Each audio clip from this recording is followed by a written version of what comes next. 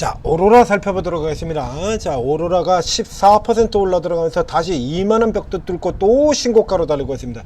현재 오로라 사상 최고 주가죠. 지금 사상 최고 주가 경신에서 계속해서 올라 들어오고 있는데요.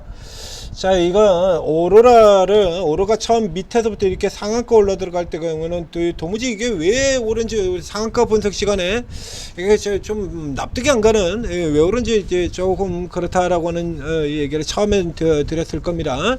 자, 그리고 이제 그 다음에 이 오로라가 왜 오르고 있는지에 대해서 이제 분석을 해드렸습니다. 앞에 나와 있던 분석을 보게 되면요.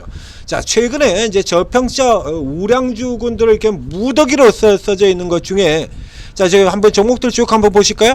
자, 종목들 일단 우선 눈에 띄는 것들만 쭉 해놨습니다. 이제 제일 먼저 보이는 거 NHN KCP 보이죠? NHN KCP, 그리고 W게임즈 있고요. 그 다음에 신고가 들어간 3G 있고요. 디안오토모티브가 빠져있네요. 디안오토모티브 역시 마찬가지 신고가, 지니어스 신고가, 마이크로 컨텍셀, 다우기술 신고가고요. 그 다음에 이제 여러분들도 아실만한 헥토 파이낸셜 있고, 슈프리마 있고, 저평가 우량주가 널려있다. 이제 저평가 우량주 이 안에도 오로라가 들어있죠. 그리고 여기서 또 똑같이 바이오 같은 경우는 온코닉 테라피틱스, 와이바이오로직스 같은 종목들 저평가 종목이다 라고 얘기 드렸고, 케어젠도 저평가 종목 얘기 드렸었고요.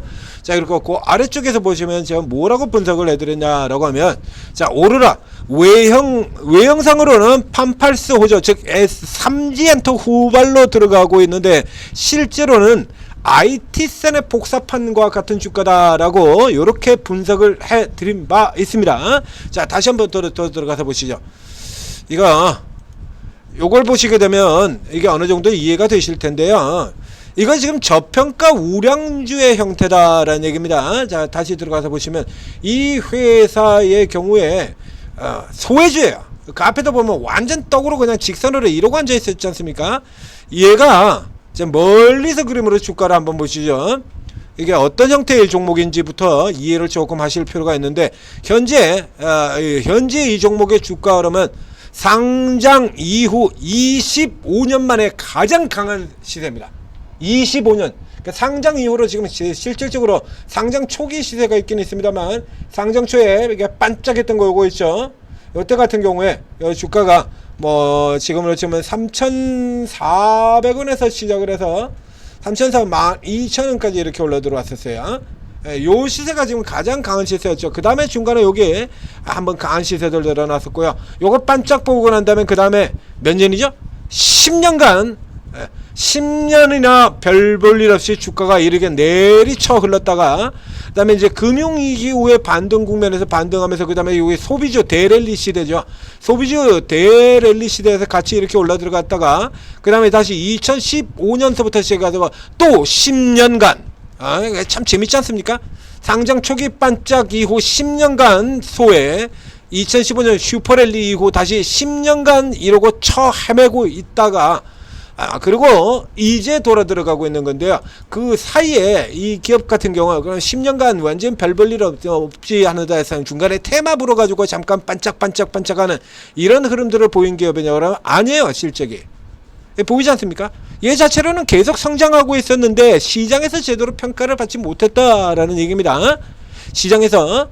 그래서 앞에 여기 보게 된다라면 얘 글로벌 기업이에요. 그러니까 중간에 여기 보면 뭡니까?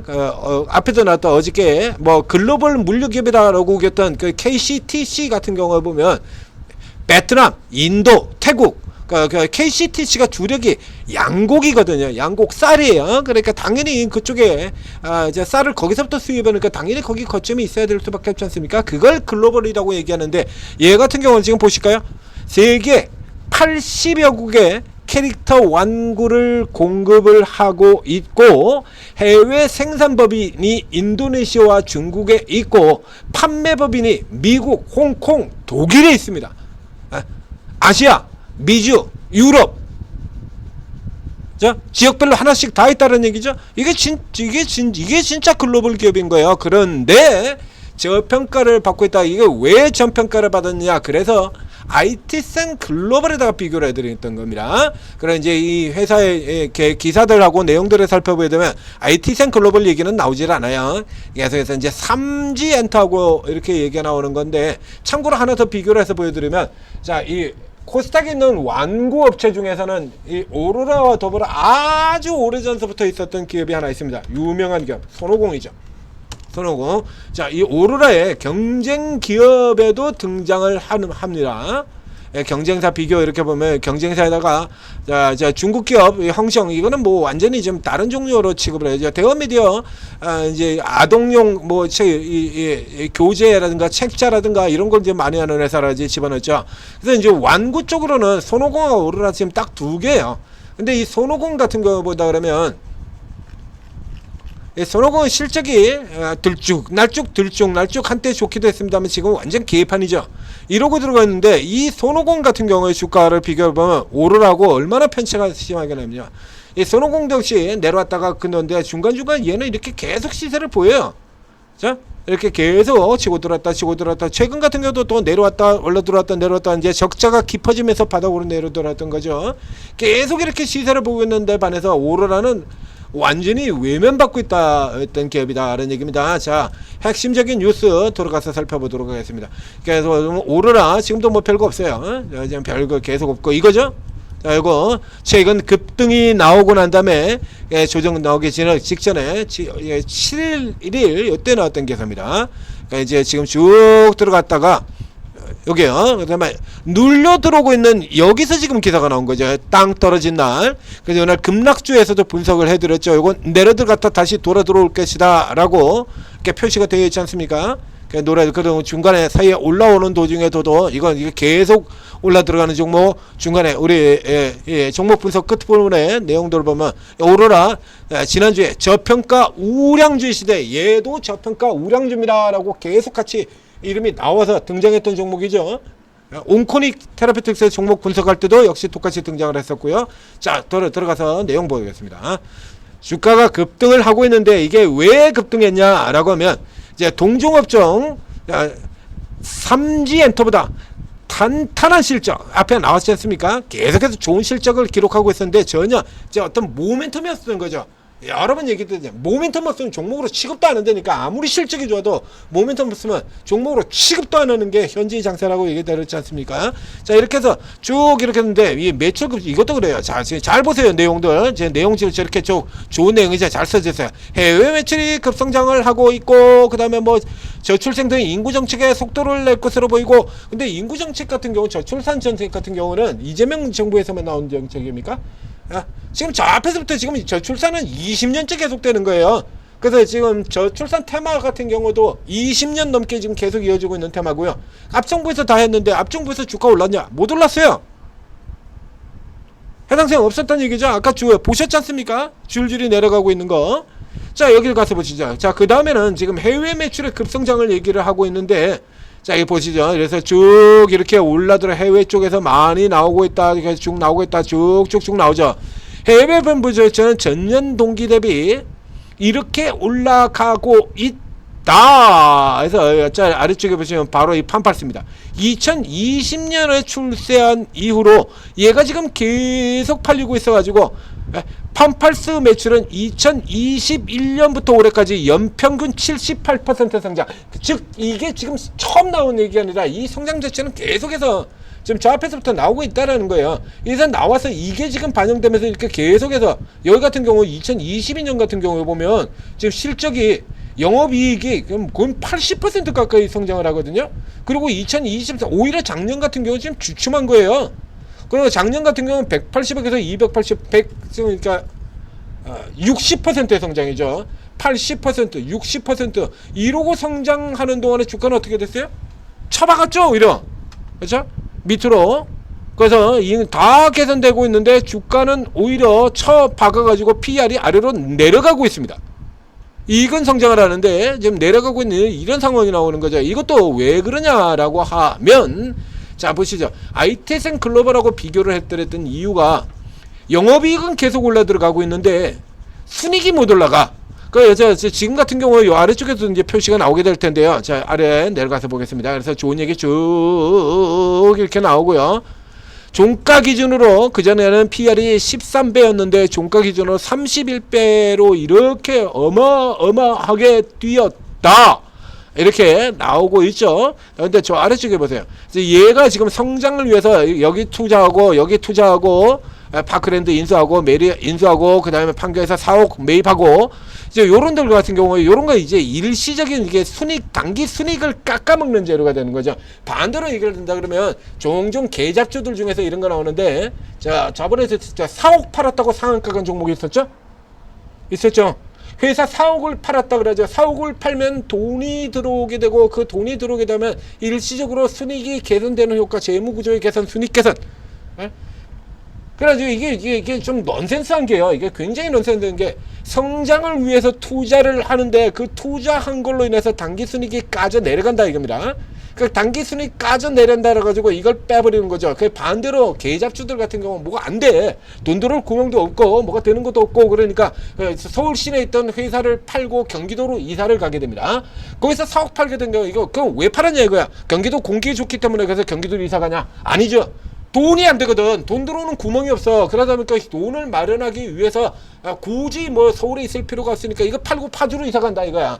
그러면 훨씬 싸게 들어가고 그만큼의 재무구조 여력이 생기는 거잖아요. 그래서 돈이 장사가 안 돼서 4억을 판 놈은 주가가 급등을 하게 되고 성장을 위해서 투자를 한 기업은 주가가 오히려 못 올라가는 이런 기현상이 생기게 되는 거죠. 그래서 이걸 기준으로 계산을 한 거예요.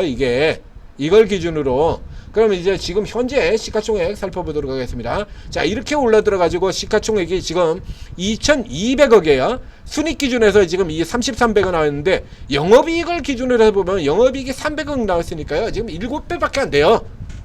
7배. 이 구조의 기업이 이와 똑같은 구조의 기업이라서 이런 애들 같은 경우는 강세장에 들어오게 되면 당연히 이거 저평가, 이거 재평가 받고 올라 들어오게 되어 있다라고 얘기 들었지 않습니까?